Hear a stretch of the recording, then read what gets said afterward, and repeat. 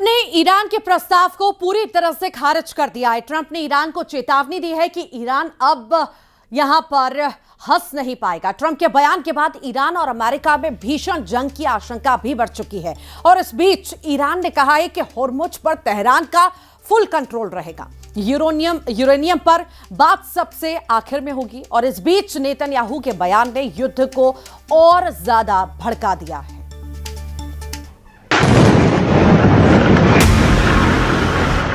Trump का mood off हो गया है।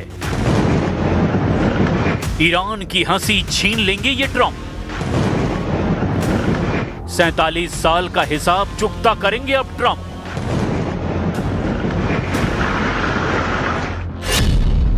ईरान के प्रस्ताव पर ट्रंप आग बबूला हो गए हैं। ईरान के रवैये ने उन्हें चिड़चिड़ा बना दिया है। गुस्से में ट्रंप ने जंग का टाइमर ऑन कर दिया है। 21 मिलियन बैरल तेल निर्यात वाले हॉर्मुज गलियारे ने पूरा गेम फंसा दिया है। हॉर्मुज में जहाजों का ट्रैफिक 5 से 10% रह गया है। पर्सियन गल्फ में 1,500 से ज्यादा जहाज फंस गए हैं। हॉर्मुज में 85 से 95% तेल फंसने से अब दुनिया की अर्थव्यवस्था त्राहिमाम कर रही है। इजराइल कह रहा है, हमें ईरान की शर्तों से कोई लेना देना नहीं है। उसने लेबनान में हिजबुल्लाह के खिलाफ सबसे बड़ी जंग शुरू कर दी है। दक्षिणी लेबनान के कफर रुमान इलाके में हिजबुल्लाह के ठिकानों पर इजरायली सेना ने बहुत बड़ी स्ट्राइक की है। आईडीएफ ने हिजबुल्लाह के ठिकानों को तबाह करने का दावा किया है। हमले से पहले इजराइल की सेना ने आम नागरिकों को इलाका खाली करने की चेतावनी दी थी। यह हमला ऐसे वक्त में हुआ है जब इजराइल और लेबनान ने सीज फायर पर समझौता किया है और उधर हॉर्मुज में एक और समझौता टूटने वाला है।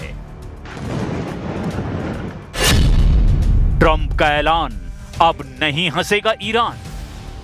खून के आंसू रोएगा ईरान। 47 साल पीछे जाएगा ईरान। एक ऐसी दुश्मनी जिसने मिडिल ईस्ट को बार बार बारूद के ढेर पर खड़ा कर दिया। 1979 के इस्लामिक क्रांति से शुरू हुई नफरत आज 2026 में फिर सबसे विस्फोटक मोड़ पर पहुंच गई है। डोनाल्ड ट्रंप ने ईरान को ऐसी धमकी दी है जिसने ईरान और अमेरिका के बीच विध्वंसक युद्ध की लकीरें खींच दी है। मैंने ईरान के तथाकथित प्रतिनिधियों का जवाब पढ़ा। मुझे यह बिल्कुल पसंद नहीं आया, पूरी तरह से अस्वीकार्य। ईरान पिछले 47 सालों में अमेरिका और बाकी दुनिया के साथ खेल खेल रहा है। ईरान हमारे महान देश पर हंस रहा था, लेकिन अब ऐसा और नहीं होगा। अब वो हंस नहीं पाएगा। तो क्या ट्रंप ईरान के खिलाफ कोई बड़ा कदम उठाने वाले हैं?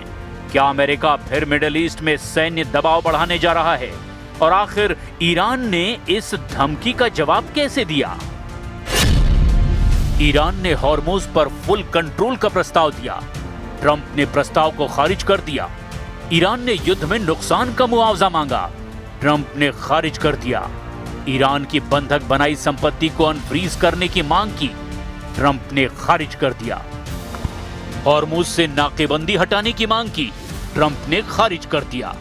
लेबनान समेत सभी फ्रंट पर युद्ध रोकने की मांग को भी ट्रंप ने खारिज कर दिया। अमेरिका और ईरान दुनिया की वो दुश्मनी जो कभी खत्म होती नहीं दिखाई देती। एक तरफ वॉशिंगटन, दूसरी तरफ तेहरान और बीच में पूरा मिडिल ईस्ट। लेकिन अब ट्रंप के बयान ने इस तनाव को और खतरनाक बना दिया है। ट्रंप का दावा है कि ईरान ने अमेरिका को कमजोर समझने की गलती की है। अमेरिका और ईरान की दुश्मनी की शुरुआत 1979 की इस्लामिक क्रांति से मानी जाती है, जब ईरान में शाह की सत्ता गिर गई थी और अयतुल्लाह खुमैनी के नेतृत्व में नया इस्लामिक शासन आया। इसके बाद तेहरान में अमेरिकी दूतावास पर कब्जा हुआ। 52 अमेरिकी नागरिकों को 444 दिनों तक बंधक बनाया गया। तब से वॉशिंगटन और तेहरान के रिश्ते दुश्मनी में बदल गए और अब कहानी न्यूक्लियर प्रोग्राम और हॉर्मुज पर अटकी हुई है। ट्रंप अब उसी इतिहास का जिक्र करते हुए 47 साल का हिसाब बराबर करने की धमकी दे रहे हैं। ट्रंप ने ईरान से संवर्धित यूरेनियम प्रोग्राम रोकने का प्रस्ताव दिया। ईरान ने इसे अपने प्रस्ताव में सबसे आखिर में रखा। ईरान का कहना है कि सभी मुद्दे हल होने के बाद इस पर बात होगी, जबकि ईरान का न्यूक्लियर प्रोग्राम ट्रंप के कोर एजेंडे में है। ईरान के न्यूक्लियर प्रोग्राम पर ट्रंप का रुख पहले से सख्त रहा है। तेहरान पर हमले की शुरुआत भी ट्रंप ने ईरान के पास न्यूक्लियर बम होने के दावे के साथ की थी। अपने पिछले कार्यकाल में ईरान के न्यूक्लियर प्रोग्राम को लेकर उन्होंने भारी आर्थिक प्रतिबंध लगाए थे। अब भी ट्रंप सीज फायर वाली डील में ईरान पर न्यूक्लियर प्रोग्राम को लेकर दबाव बना रहे हैं। तो बात ये रही, बैठक अच्छी रही, ज्यादातर बिंदुओं पर सहमति बन गई, लेकिन एकमात्र मुद्दा जो वास्तव में मायने रखता था वो था न्यूक्लियर। ईरान और अमेरिका के बीच सीज फायर वाली डील में ईरान का न्यूक्लियर प्रोग्राम अमेरिका के लिए सबसे पहला मुद्दा है, जबकि ईरान ने इसे सबसे आखिर में रखा है। Iran will not have a nuclear weapon, and we're going to get the dust back. We'll get it back either. We'll get it back from them or we'll take it. कई international experts मानते हैं कि Trump का ये बयान सिर्फ राजनीतिक बयानबाजी नहीं हो सकती। ईरान और अमेरिका युद्ध की वजह से मिडिल ईस्ट में तनाव लगातार बढ़ते जा रहा है। हॉर्मुज स्ट्रेट, यमन के हूथी, इराक और सीरिया में अमेरिकी बेस और इजराइल बनाम हिजबुल्लाह और ईरान टकराव, इन सब ने पूरे इलाके को विस्फोटक बना दिया है।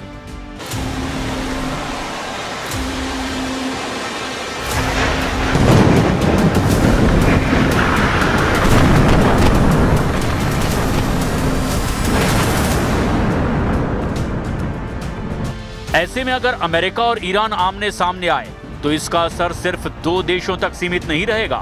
तेल की कीमतें, वैश्विक बाजार और पूरी दुनिया की सुरक्षा प्रभावित हो सकती है। طرفهای آمریکایی کماکان بر اساس ذهنیت‌هایی که عمدتاً هم ساخته پرداخته رژیم صهیونیستی است، همچنان بر دیدگاه‌های یکسویه خودشون و خواسته نامعقولشون پافشاری میکنه. लेकिन बड़ा सवाल यह है कि क्या ट्रंप सिर्फ दबाव बना रहे हैं या फिर कोई बड़ा एक्शन प्लान तैयार हो रहा है? क्या अमेरिका ईरान पर नए प्रतिबंध लगाएगा?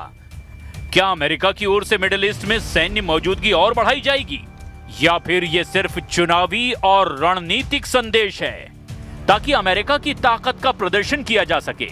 फिलहाल तेहरान भी पीछे हटने के मूड में नहीं दिखाई दे रहा और यही वजह है कि मिडिल ईस्ट में तनाव का मीटर लगातार ऊपर जा।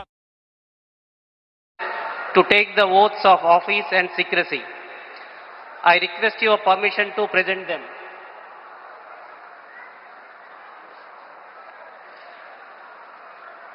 The Chief Minister designate